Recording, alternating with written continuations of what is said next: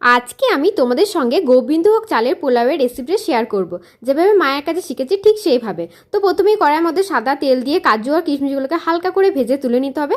তারপর সেই তেলের মধ্যে দিতে হবে তেজপাতা, এলাচ, লবঙ্গ, গোলমরিচ, দারচিনি, এগুলোকে হালকা করে একটু গুঁড়ো করে নিয়ে তার মধ্যে দিয়ে দিতে হবে। তারপরে ধুয়ে রাখা চালটা আমি দিয়ে দেবো। চালটা দিয়ে ভালো করে নাড়াচাড়া করে হালকা ভেজে নিয়ে তারপরে দিয়ে দেবো হলুদ।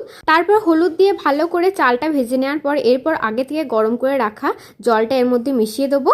আর তারপরে দিয়ে দেবো নুন আর চিনি স্বাদ মতো। যত কাপ চাল নেওয়া হয়েছে ঠিক তার ডবল পরিমাণ জল নিতে হবে। তারপর এখন হালকা একটু চালটা সিদ্ধ হয়ে গেলে তার মধ্যে দিয়ে দিয়েছি ঘি আর দিয়ে দিয়েছি আগে থেকে ভেজে রাখা কাজু আর কিশমিশ। এরপর সবকিছু ভালো করে ফুটিয়ে গ্যাস অফ করে ঢাকা দিয়ে রাখলেই তৈরি হয়ে যাবে গোবিন্দভোগ চালের এরকম ঝুরঝুরে পোলাও।